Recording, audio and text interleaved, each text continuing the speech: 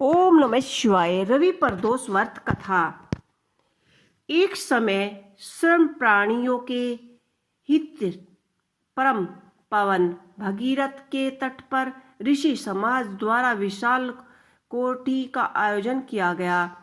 इस सभा में व्यास जी के परम शिष्य पुरुषोत्तम सूत जी महाराज हरि कीर्तन करते हुए पधारे। सूत जी को आते हुए देखकर सोनकदित 88,000 ऋषि मुनियों ने खड़े होकर दंडवत प्रणाम किया। महाज्ञानी सूत जी ने भक्ति पूर्वक भाव से ऋषियों को हृदय से लगाया तथा आशीर्वाद दिया। विधान ऋषिगण और सब शिष्य आसनों पर विराजमान हो गए। सोनकदित ऋषि ने कहा और पूछा कि हे पूजनीय वर महामते, कृपया यह बताने का कष्ट करे कि मंगल प्रद कष्ट निवारण यह व्रत सबसे पहले किसने किया और उसे क्या फल की प्राप्ति हुई। श्री सूत जी बोले, आप सभी शिव के परम भक्त हैं। आपकी भक्ति को देखकर मैं व्रती मनुष्य की कथा कहता हूँ, ध्यान से सुने। रवि प्रदोष व्रत की कथा के अनुसार एक गांव में अति दीन ब्राह्मण निवास करता था। उसकी साध्वी स्त्री प्रदोष व्रत किया करती थी। उसे एक ही पुत्र रतन था। एक समय की बात है, वह पुत्र गंगा स्नान करने के लिए गया। दुर्भाग्यवश मार्ग में चोरों ने उसे घेर लिया और वे कहने लगे कि हम तुम्हें मारेंगे नहीं, तुम अपने पिता के गुप्त धन के बारे में हमें बता दो। बालक दीन भाव से कहने लगा कि बंधुओं, हम अत्यंत दुखी दीन हैं, हमारे पास देने के लिए तुम्हें कुछ धन नहीं है। तब चोरों ने कहा कि तेरी इस पोटली में क्या बंधा है। बालक ने निसंकोच कहा कि मेरी माँ ने मेरे लिए रोटी दी है। यह सुनकर चोरों ने अपनी साथियों से कहा कि साथियों, यह बहुत ही दीन दुखी मनुष्य है, अतः हम किसी को और को लूटेंगे। इतना कहकर चोरों ने उस बालक को जाने दिया।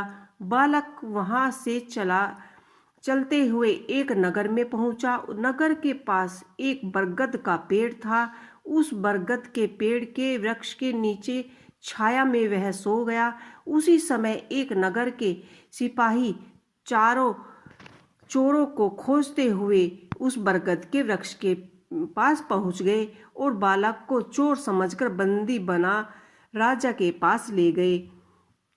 राजा ने उसे कारागार में बंद कर दिया और राजा ने उसे कारागार में बंद करने के बाद आदेश दिया कि ब्राह्मणों का लड़का जब घर नहीं आया तब उसने अपने पुत्र की बड़ी चिंता हुई। अगले दिन प्रदोष व्रत था। ब्राह्मणी ने प्रदोष व्रत किया और भगवान शंकर जी से मन ही मन में अपने पुत्र की कुशलता की प्रार्थना करने लगी। भगवान शंकर ने उस ब्राह्मणी की प्रार्थना स्वीकार कर ली। उसी रात भगवान शंकर जी ने उस राजा को स्वप्न में आदेश दिया कि वह बालक चोर नहीं है, उसे प्रातःकाल छोड़ दे, अन्यथा उसका सारा राज्य वैभव नष्ट हो जाएगा। प्रातःकाल राजा ने शिव की आज्ञा अनुसार उस बालक को कारावास से मुक्त कर दिया। बालक ने अपना सारी कहानी राजा को सुनाई। सारा वृत्तांत सुनकर राजा ने अपने सिपाहियों को उस बालक के घर भेजा और उसके माता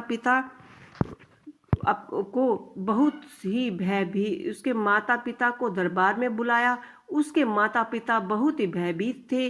राजा ने उन्हें भयभीत न होने के लिए बोला और उनसे कहा कि आपका बालक निर्दोष है। राजा ने बहुत ब्राह्मणों को 5 गांव दान में दिए, जिससे कि वे सुख पूर्वक अपना जीवन व्यतीत कर सके। भगवान शिव की कृपा से ब्राह्मण परिवार आनंद से रहने लगा। अतः जो भी मनुष्य रवि प्रदोष व्रत को करता है वह सुख पूर्वक और निरोग होकर अपना पूर्ण जीवन व्यतीत करता है तथा अब उसके जीवन में खुशहाली आ जाती है। तो दोस्तों ये थी हमारी रवि प्रदोष व्रत कथा।